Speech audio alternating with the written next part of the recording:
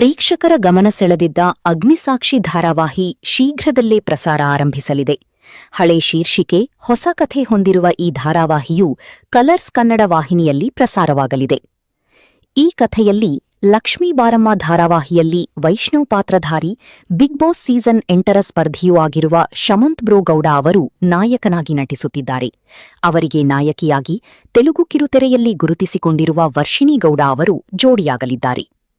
ಇನ್ನೂ ಧಾರಾವಾಹಿಯಲ್ಲಿ big boss season 12ರ ಸ್ಪರ್ಧಿಯಾಗಿ ಸಾಕಷ್ಟು ಜನಪ್ರಿಯತೆ ಪಡೆದುಕೊಂಡಿರುವ ನಟ ಧ್ರುವಂತ್ ಅವರು ಪೊಲೀಸ್ ಪಾತ್ರದಲ್ಲಿ ಕಾಣಿಸಿಕೊಂಡಿದ್ದಾರೆ.